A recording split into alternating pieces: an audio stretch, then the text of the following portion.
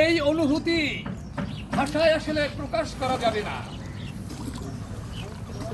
সুগন্ধায় এই যে ভেলায় ভাষা, এমন জাহাজে আপনারা কেউ কোনোদিন চড়েছেন কিনা জানি না, আমি কিন্তু ধন্য হয়ে গেছি।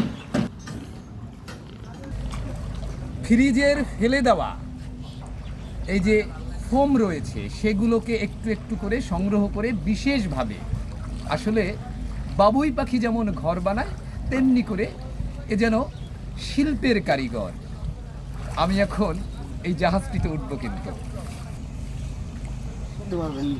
কমপক্ষে 5 জন কিন্তু এখানে আসলে কেন কি মানসিকতা দিয়ে আপনি আসলে তৈরি করেছিলেন এই জাহাজ? এটা আমি তৈরি করার উদ্দেশ্য হচ্ছে, আমার একটা ছোট বাবু আছে, তো আমি গোসল করার সময় এখানে একটা ভোলার উপরে চড়ছি, চড়ার পর বাবুটা এসে বলে আমারও নেও বাবা। তো তাকে নিয়ে যখন নদীর মধ্যে যাওয়া দিয়েছি, তো পোল্ট্রি খেয়ে পড়ে গেছি। পড়ে যাওয়ার পর বাবু বলতেছে তুমি একটা পচা লঞ্চ বানাইছো, আমি পড়ে গেছি। তারপর ওরে বলছি ঠিক আছে বাবা, আমি লঞ্চ বানাই দিয়েছি, একটু অপেক্ষা করো। তো তারপর আস্তে আস্তে আস্তে আস্তে করে এভাবে এটা বানাইছি।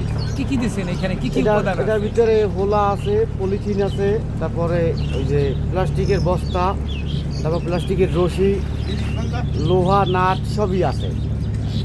এখন তো বইটাই চলে, আপনার ভবিষ্যৎ পরিকল্পনা? ভবিষ্যৎ পরিকল্পনা বলতে আজকের মধ্যে এটার ওই যে ইঞ্জিন লাগাবো, একটা ফ্যানের মোটর দেবো, মোটর দিয়ে যে সৌরবিদ্যুৎ ব্যাটারি দিয়ে এটা চালাবো। চলবে একেবারে সৌরবিদ্যুতেই চলবে? সৌরবিদ্যুতেই চলবে, এবং এটা যে তেল খরচ হবে না? তেল খরচ হবে না, পানি আসতে হবে না, কোনো খরচা নাই, এবং পানি ওঠার ভয় নাই, এবং ডুবে যাওয়ারও ভয় নাই। এখানে সব ব্যবস্থাই রয়েছে, রয়েছে সৌরবিদ্যুৎ। কিন্তু এখানে আপনি বসে ঘুমিয়ে কাটাতে পারবেন, সুগন্ধার দৃশ্য দেখতে পারবেন।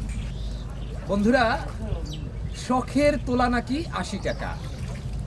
এই যে একটা জাহাজ নির্মাণ করেছে এমন একজন শৌখিন ব্যক্তি, ঝালকাঠির নলছিটি উপজেলার কুদ্দুস ভাই, তিনি একজন ইলেকট্রিক মেকার।